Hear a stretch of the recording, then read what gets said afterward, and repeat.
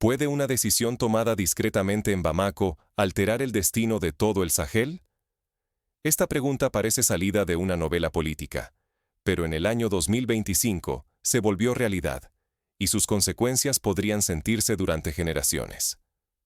Mali, Burkina Faso y Níger son, para la mayoría del mundo, sinónimos de crisis permanentes. Durante décadas, los titulares internacionales los presentaron como territorios marcados por tragedias, hambrunas recurrentes, golpes de Estado y súplicas de ayuda internacional que rara vez resolvían los problemas de fondo. Como piezas en un tablero ajeno, sus movimientos parecían siempre dictados por potencias extranjeras o instituciones multilaterales. Este guión parecía inamovible. Para ilustrar la magnitud de la dependencia, basta recordar el colapso del sistema sanitario de Níger en el año 2010, cuando la interrupción de fondos de donantes extranjeros dejó hospitales desabastecidos y a miles de pacientes sin atención. O el caso de Burkina Faso, donde proyectos de electrificación rural, lanzados por organismos foráneos, se paralizaron a mitad de camino porque los desembolsos nunca llegaron. Sin embargo, en diciembre del año 2025, algo extraordinario ocurrió. Los gobiernos militares de Mali, Burkina Faso y Níger, históricamente presionados desde fuera y enfrentados a desafíos internos monumentales, decidieron reunirse lejos de los focos mediáticos. Allí, en una sala apartada de Bamako, sellaron un pacto insólito: fundar un banco regional de inversión financiado íntegramente con recursos propios. No hubo anuncios grandilocuentes, ni ruedas de prensa con banderas extranjeras. Fue una jugada silenciosa pero calculada, con un solo objetivo: tomar el control de su desarrollo y romper la dependencia de donantes internacionales. Para muchos, este banco regional parecía, al principio, solo un tecnicismo más. Pero para quienes conocen la historia económica del Sahel, la magnitud de la apuesta es evidente. Romper con décadas de dependencia no es un gesto simbólico.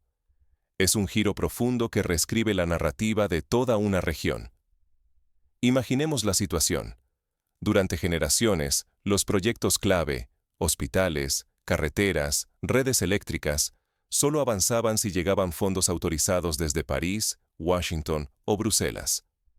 Los gobiernos locales, al no tener recursos propios suficientes, se veían obligados a aceptar condiciones impuestas, muchas veces incompatibles con las necesidades reales de su población.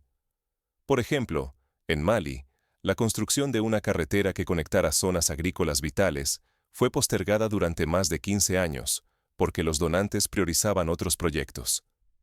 La creación del Banco Regional cambió las reglas del juego. Por primera vez, los tres países decidieron priorizar sus propios intereses.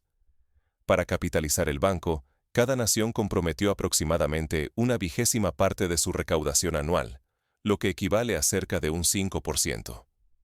Es un sacrificio real. Recursos que podrían haberse destinado a gastos corrientes, transferidos ahora a una apuesta de futuro. El banco no es solo una bóveda llena de dinero. Es una herramienta de poder y disciplina colectiva.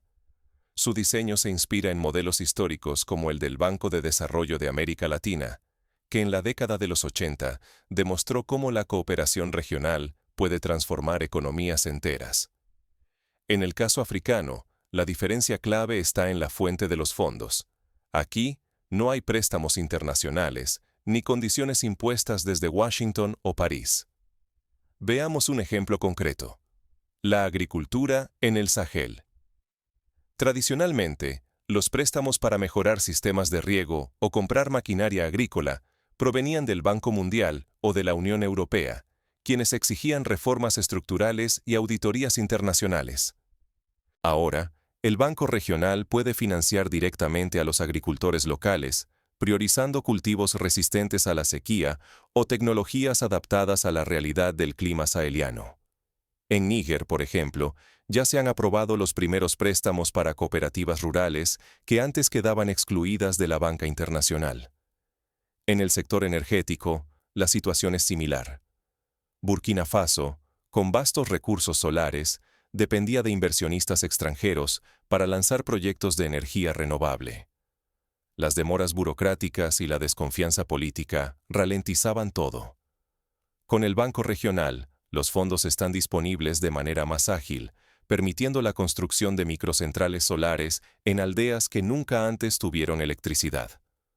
La infraestructura es otro pilar fundamental.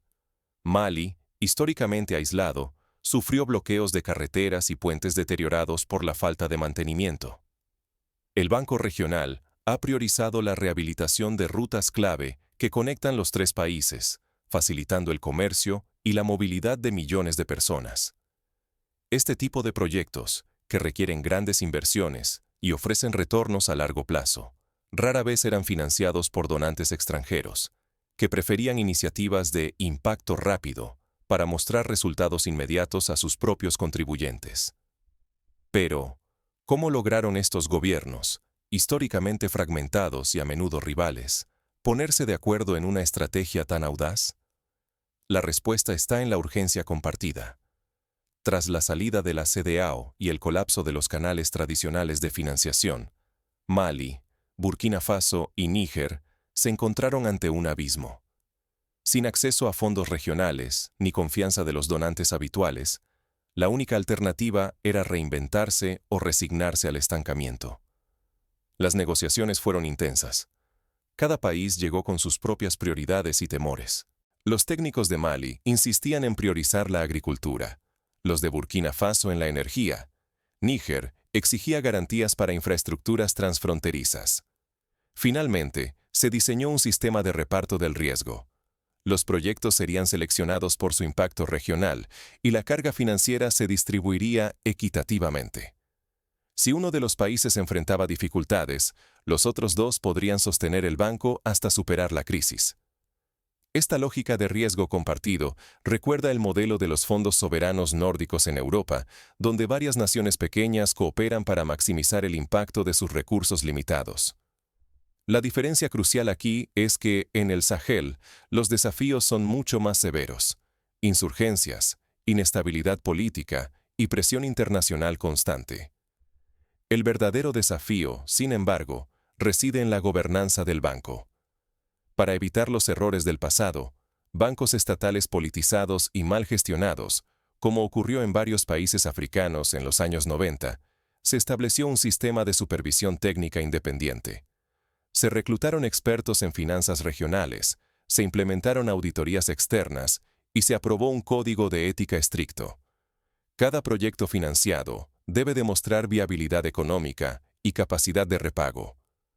Sin disciplina financiera, el banco podría convertirse en otro pozo sin fondo, drenando los presupuestos nacionales y destruyendo la confianza pública.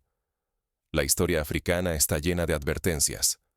En los años 70, el Banco de Desarrollo del África Occidental colapsó por la corrupción y la injerencia política. En contraste, el Banco Nacional de Ruanda, tras el genocidio, se convirtió en un ejemplo de disciplina y gestión profesional, impulsando una recuperación económica que pocos creían posible. Mali, Burkina Faso y Níger estudiaron ambos casos al diseñar su propia institución. La presión para mostrar resultados es inmensa. Los ciudadanos, cansados de promesas incumplidas, exigen transparencia y eficacia. Para ello, el banco ha publicado sus estados financieros en línea, ha organizado consultas públicas sobre la selección de proyectos y ha invitado a la sociedad civil a participar en los comités de supervisión.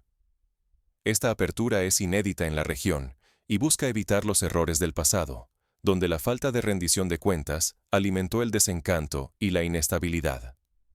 Pero el Banco Regional también enfrenta amenazas externas. Grandes potencias, incómodas con la idea de perder influencia, han intentado presionar a través de sanciones económicas y diplomáticas. Organismos multilaterales han advertido sobre los riesgos de aislamiento financiero, recordando las crisis sufridas por Venezuela o Irán tras romper con el sistema internacional. Los tres países han respondido fortaleciendo alianzas con socios no tradicionales, como Turquía y China, que ven en el Sahel un potencial de inversión a largo plazo. Además, la experiencia de otros países africanos ofrece lecciones valiosas. Etiopía, por ejemplo, financió la gran presa del Renacimiento casi exclusivamente con recursos internos y microbonos ciudadanos, desafiando las críticas internacionales y demostrando que la autosuficiencia financiera, aunque difícil, es posible. Ghana, en cambio, fracasó en su intento de lanzar un banco estatal en los años 80 por falta de disciplina interna y excesiva politización. Para blindarse contra estos riesgos, los fundadores del Banco Regional han adoptado varias medidas prácticas. Primero, han limitado el tipo de proyectos elegibles. Solo se financian iniciativas que generen retornos medibles y que puedan ser auditadas. Segundo, han establecido un fondo de contingencia para hacer frente a emergencias, evitando que una crisis puntual desestabilice toda la institución. Tercero, han firmado acuerdos de transparencia con organismos internacionales como el Banco Africano de Desarrollo, sin ceder el control operativo. En la práctica, esto significa que un agricultor en el sur de Mali, una cooperativa solar en el este de Burkina Faso o una empresa constructora en Níger pueden acceder a créditos bajo condiciones claras y plazos razonables, pero solo si demuestran con cifras y garantías que su proyecto es viable y genera beneficios para la comunidad. La disciplina no es opcional. Si los proyectos fracasan, los préstamos deben ser recuperados por el banco, y no existe un plan de rescate externo. Cada error repercute directamente en las finanzas públicas y en la confianza social. Por eso, la gestión profesional es la piedra angular de este experimento. El riesgo, por supuesto, es monumental. Si el banco colapsa, las consecuencias serán devastadoras no solo para Mali, Burkina Faso y Níger, sino para toda la credibilidad de la autogestión africana.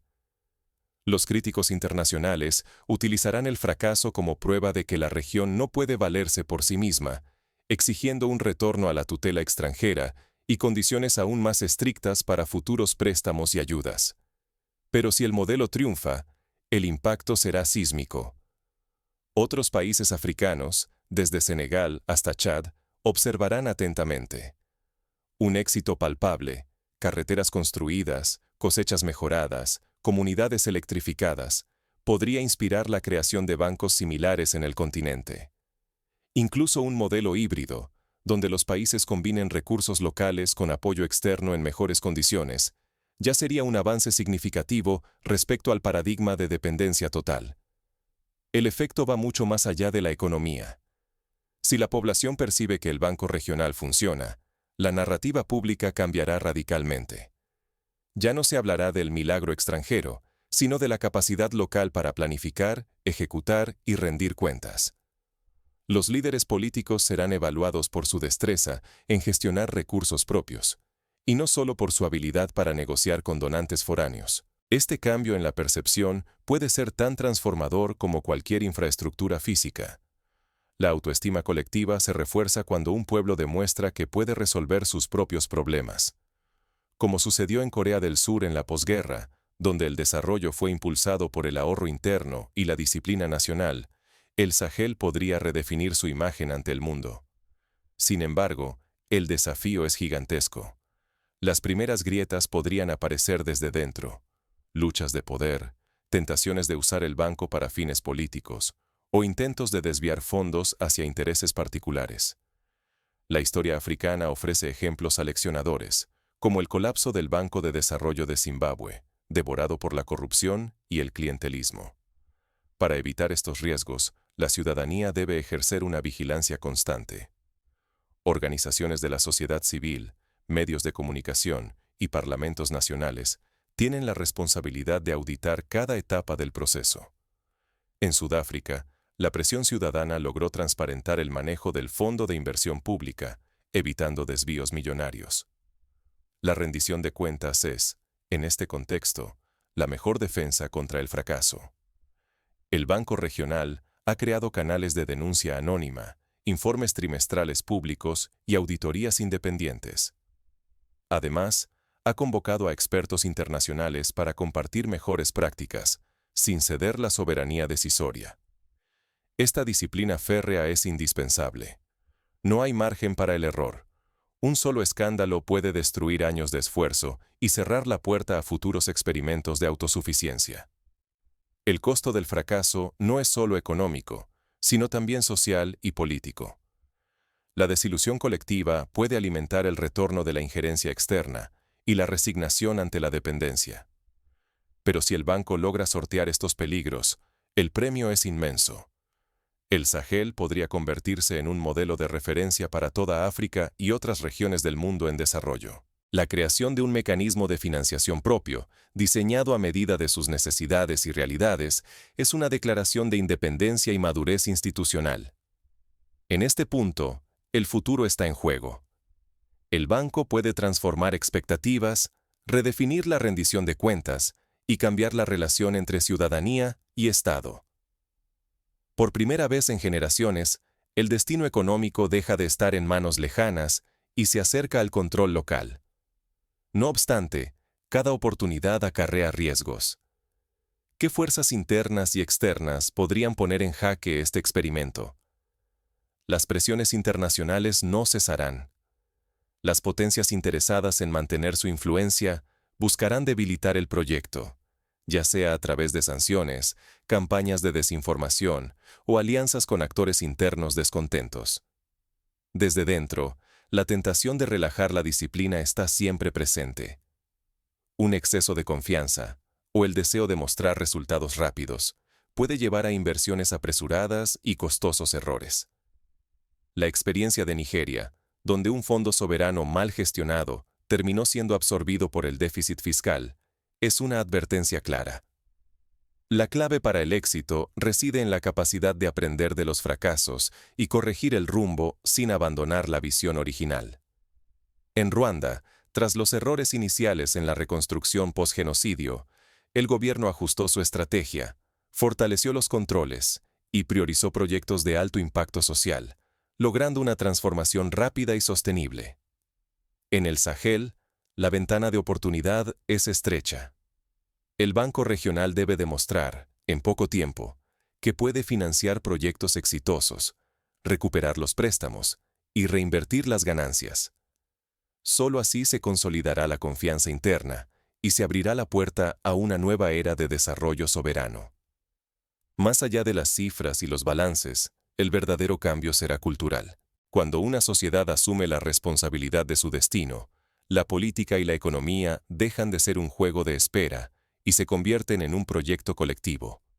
La historia reciente de países como Vietnam, que tras décadas de dependencia, adoptó una estrategia de desarrollo basada en el esfuerzo propio y la disciplina fiscal, demuestra que la transformación es posible incluso en contextos adversos.